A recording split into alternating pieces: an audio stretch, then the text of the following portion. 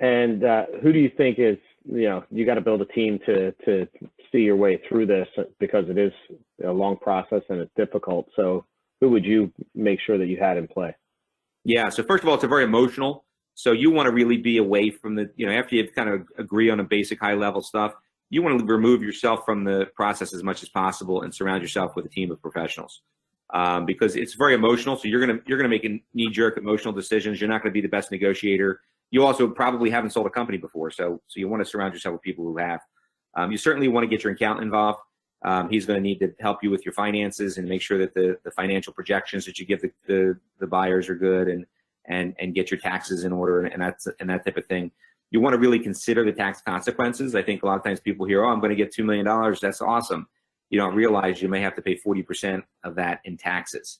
So it's not always going to be 40% because there's different ways to expense things and reduce your taxable income, but it could be a significant tax bill that you're not contemplating, and it really reduces the overall money you get to keep. So make sure you get your accountant involved and that you have a strategy for that. You also want to get obviously a good attorney that can negotiate with the other side's attorney. They can charge you hourly, which they usually will come. That'll be their first option, and they may not offer you a fixed cost. But if you asked for a fixed rate to do the deal, they will usually give you one, and that will be in your best interest typically, because if an attorney charges hourly, their main goal is to generate hours. So the longer and more complicated they make the deal, the longer it takes, the more money they get paid. And if both attorneys are getting paid hourly, then they're basically working together to increase both sides' bill. If you do a fixed rate deal where it says, hey, for $20,000 or $50,000, depending on how complicated the deal is, we're gonna execute this thing. Their motivation is going to be to keep the deal simple and get it to close quickly because they're actually going to make more money. So your interests are typically better aligned if you can negotiate a fixed price, and that's normal. Attorneys are used to hearing that. They don't always offer that right up front. And you want to have a wealth manager. There's somebody, you've probably never had this much money in your hands at one time. And you want to make sure that you have somebody that can help you put it to good work.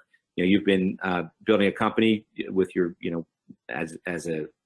your time has been put to the table to earn that money. So man at work is how I like to refer to it. Now you're entering another stage in your life where you're going to have a pile of money that could potentially work for you, money at work. And so you want to have a good wealth manager that can help you understand how to do that. Now they can also help you be more tax efficient. You want to consider, if you have shareholders, you want to basically make sure that they are aware of what's happening and that they're on board. And you may have some stock that you've awarded employees or others, and with vesting schedules. So make sure that you're fully aware of what all of that looks like. And it's always good to have some peers that have sold the business before that can help guide you through the process.